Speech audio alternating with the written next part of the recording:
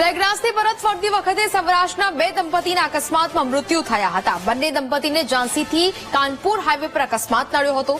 ગારિયાધારના બિપિન ગોયાણી અને ભાવનાબેન ગોયાણી તથા અમરેલીના જગદીશ વિરાણી અને કૈલાશબેન વિરાણીનું મૃત્યુ નિપજ્યું, જ્યારે એક દીકરીની હોસ્પિટલમાં સારવાર ચાલી રહી છે। તમામના મૃતદેહને વતન પરત લાવવાની કાર્યવાહી કરવામાં આવી રહી છે।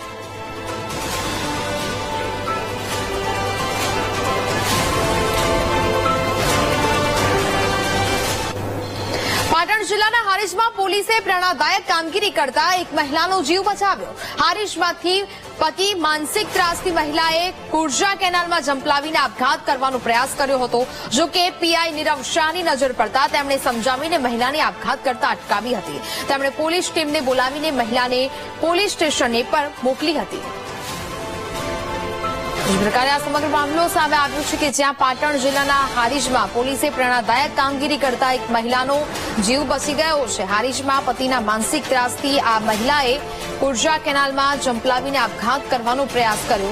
જો કે પીઆઈ નીરવ શાહની નજર ત્યાં પડી અને તેમણે આ મહિલાને સમજાવી અને આપઘાત કરતા અટકાવી હતી। તેમણે પોલીસ ટીમને બોલાવીને મહિલાને પોલીસ સ્ટેશન પર પણ મોકલી આપી હતી।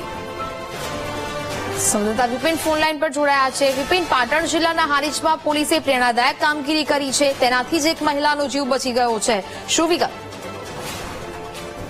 બિલકુલ કહી શકાય કે ચાણસમાં હારીજ જે રસ્તો છે તેની વચ્ચે નર્મદા કેનાલ પસાર થાય છે।